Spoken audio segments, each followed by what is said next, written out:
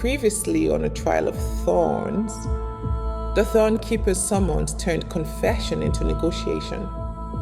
Beneath the cathedral vaults, 17 traded nothing for protection and walked away with an arrangement she rarely agreed to. Now, she's back in the sand with more enemies than allies, and one of them just happens to mirror everything she hides. Now, let's begin.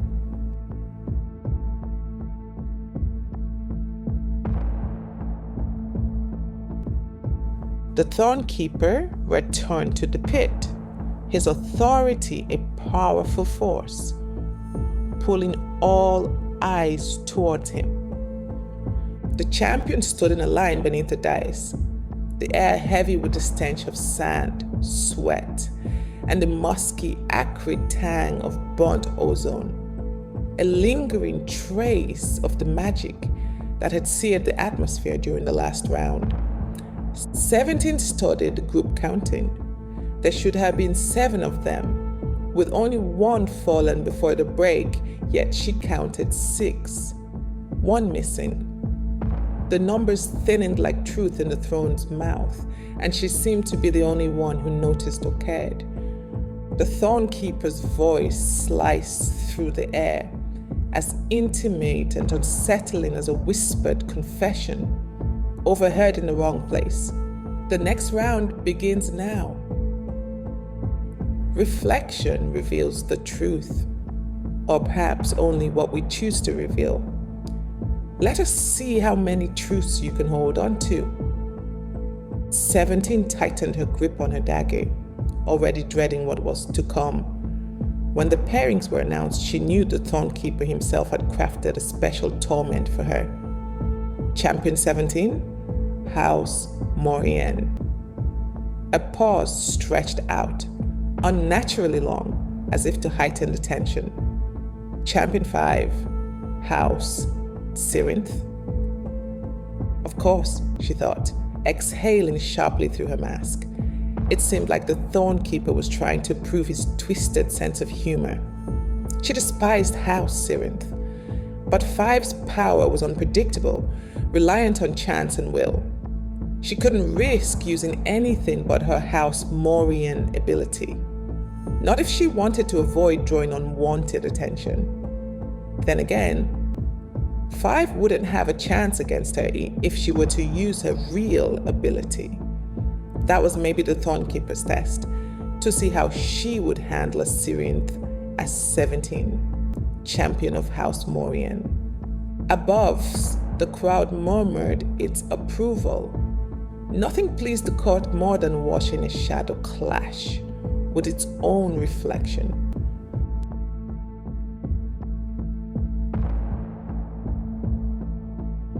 The champions were herded through narrow corridors that smelled like metal and the inside of a thought. When the doors opened, 17 almost laughed. The chamber was entirely quartz, its walls, floors, and air shimmering with reflection.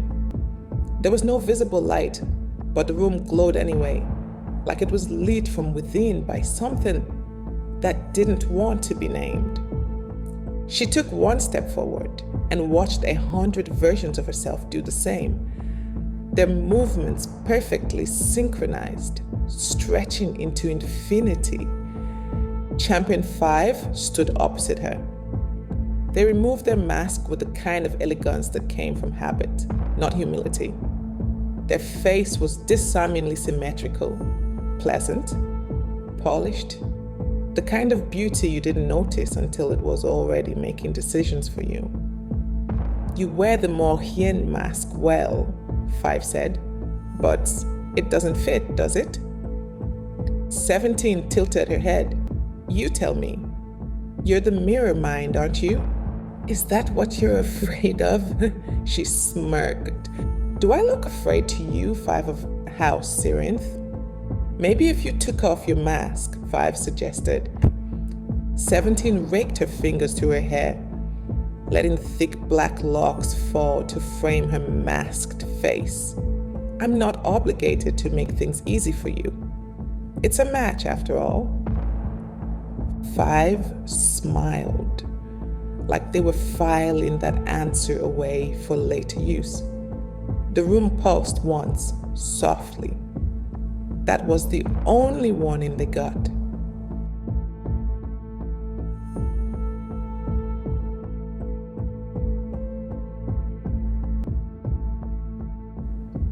The Mirrormind stepped forward, and the air folded around her in a seamless ripple. Their reflection, which was once clear in the surrounding mirrors, wavered like liquid silver before vanishing entirely. In its place, a second figure appeared, identical in every way. Another 17 now stood where 5 was, their stance mirroring hers with eerie accuracy. The tilt of the head, the wild, untamed locks of hair, and the grotesque mask covering their face were indistinguishable. 17 stared at the duplicate with both irritation and fascination. The mirrored version stared back. "Lovely," 17 muttered, "a nightmare and a compliment all at once." The reflection mimicked her tone perfectly. "Lovely, a nightmare and a compliment all at once." Her jaw tightened and she nearly snapped. "Cute trick." "Cute trick." The reflection echoed, its voice a perfect imitation. "Stop that," 17 growled. "Stop that," it retorted. She sighed, exasperated. "How long do we have to do this before you do something grand?" The real 5 manifested another illusion of 17 beside her, speaking through both reflections. "You tell me. You're better at pretending than most." The words hit harder than 17 cared to admit. Not because they were true, but because they weren't exactly wrong. She'd had to pretend for most of her life because her house was one of the forbidden houses purged out of existence by the throne. The reflections began to multiply. The walls liquefied into her own face, reproduced and slightly wrong. Each reflection breathing out of sync. Each version moved, smirked, and breathed just slightly out of sync, creating a dizzying, disorienting effect. It was an illusion crafted to shatter sanity and peel it away like the skin of a fruit. But 17 was no stranger to madness. This wasn't her first encounter with a Cyrinth, though this one seemed more focused on theatrics than an actual fight. She focused on the source of 5's spell. The only way to break a Mirrormind's illusion was to shatter it, and in doing so, break them too. Such fragile things. The Mirrormind's talent wasn't just mimicry, it was infiltration. They synced to her rhythm, mirrored her pauses, and stole the cadence of her personality. If she had removed her mask, they could invade her mind and perfect their creation. Then, the voice changed. The reflection spoke not in imitation, but in thought. "You think you're hiding, but he already knows." The words slithered down her spine, their familiarity chilling. The Thornkeeper's voice, no, it was hers, warped and hollow like his. Her breath caught just once, but that was enough. The reflections laughed, a cacophony like shattered glass raining onto marble. 5's voice overlapped them all. "You're not Mohian. You're not even Shadow. What are you?" 17 grinned under her mask. "How about I show you?" Something inside her coiled tight, then snapped. For Mirrormind magic to work, it needed the source of its illusion intact. Using her real ability, she morphed out of place, dispelling herself into shadow, and then remolding back, a flawless mimicry of House Morhian's shadow magic. Shadows were an illusion's kryptonite. She knew that well. The reflections screamed soundlessly as absence devoured the light. The mirrored walls, floor, and ceiling fractured in unison, shattering into 1,000 glittering shards. 5 staggered back, pale, their magic faltering and fading. What? What did you do? 17 exhaled, her eyes black as the void she'd created. I showed you. Did you see it? Or were you too fixated on your performance?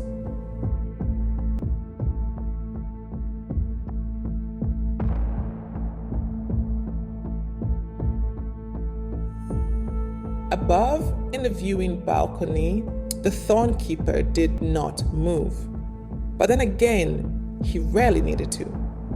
Power like his never shouted, it simply watched. 17 could see through everything now, as her resonance thrummed hungrily in her veins. Her sigils pulsed just under his clothes. Soft blue light beat into the calm tempo of someone who already got the answers he was looking for.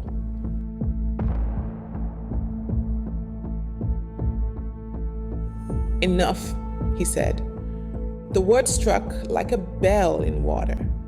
The mirrored chamber froze, then fractured, falling away into a glitter of dust, and her resonance calmed. 5 dropped to one knee, their breath thin. 17 stood amid the wreckage, motionless, the vibrations of her own magic still humming in her bones. The Thornkeeper's voice drifted through the ruin. Some reflections cannot be trusted to stay in the glass. She looked up, found his eyes through the haze, and smiled under her mask. Good thing I don't like mirrors. No victor was declared, and no one clapped. The crowd preferred to pretend they hadn't seen the rules rewritten in front of them. The Thornkeeper lifted a hand. Dismissal, benediction, same difference, and the spectators obeyed like good disciples. 5 rose slowly, mask trembling in their grip, gaze lowered. They didn't look at 17, which was considerate of them. She'd already decided they wouldn't like what they saw. The Thornkeeper's stare lingered, that dangerous kind of recognition that turned observation into ownership. 17 turned away first. It felt like losing on purpose. As she passed the shattered panel of quartz, her reflection caught on one unbroken shard of crystal. For half a second, the face looking back wasn't hers at all. It was the Thornkeeper's. She blinked, and it was gone as quickly as it appeared. She touched the cracked edge of her mask and muttered under her breath, "Fine. If we're playing games, I'll at least make them more interesting for you." The Thornkeeper had learned something dangerous tonight, but so had she. Mirrors break easier when they fall in love.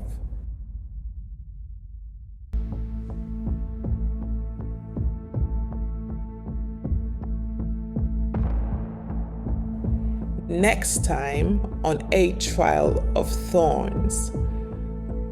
The mirror game leaves cracks that don't stay in the glass. As the trials twist into political theater, 17 learns the throne's next test is about loyalty. And in a world built on deception, choosing who to betray first might be the only way to live long enough to regret it. Stay tuned.